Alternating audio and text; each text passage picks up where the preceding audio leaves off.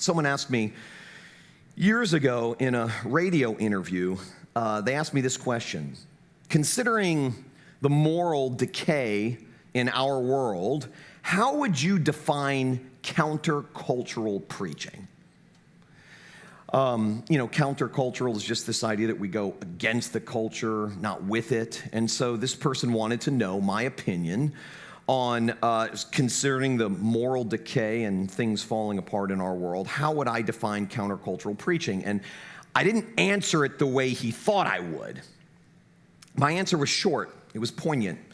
Countercultural preaching is preaching an it is finished message in a just do it world. Period. That's what it is. It's preaching rest in a world of work and performancism. It's preaching grace in a world of law. You don't have to be a sociologist to know that we live in a culture of asphyxiating performancism. It's the air that we breathe. It's the world that we live in. Performancism is the mindset that equates our identity and value directly with our performance. The money we earn, the car we drive, the schools we attend, those things aren't merely reflective of our occupation or our ability. They are reflective of us. They identify us. To a performancist, success equals life and failure equals death. Performancism leads us to spend our lives trying to have it all, and do it all well, so that life becomes a hamster wheel of endless earning and proving and maintenance and management. And before long, we're living in a constant state of anxiety, fear, and exhaustion. Well, the church is supposed to be a respite from that stuff, a sanctuary from that stuff. But the church has embraced performancism full tilt.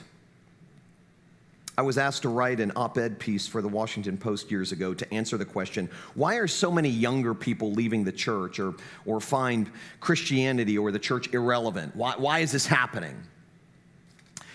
And my main point in that piece was that an institution that's supposed to provide comfort and rest to those in need has embraced the same pressure cooker we find everywhere else. Everywhere else. Our do more, give more, serve more, try harder, get better, climb higher for God, books and sermons gives people the impression that Christianity is about our performance for God rather than God's performance for us. But that misses the main point, which is that Christianity is not about good people getting better. It's good news for real people coping with their failure to be good. That's what it is.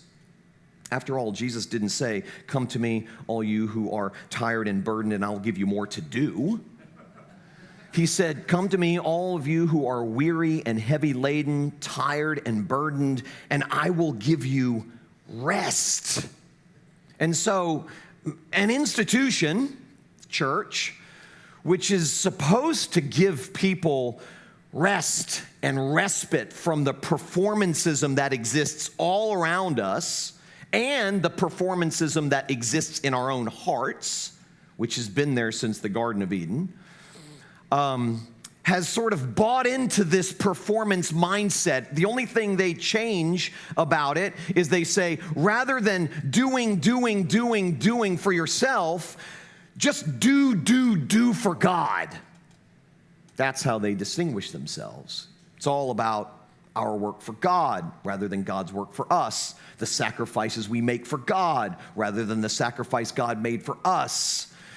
It's all about our being good for God rather than the fact that God has always been good for us.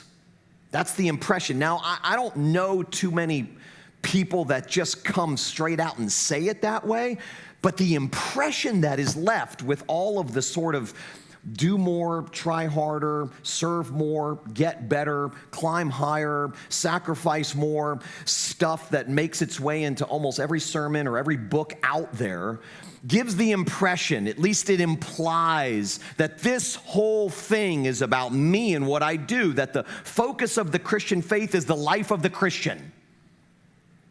Thankfully, it's not. I'm very grateful that the focus of the Christian faith is not my life. I'm very grateful that the focus of the Christian faith is not your life.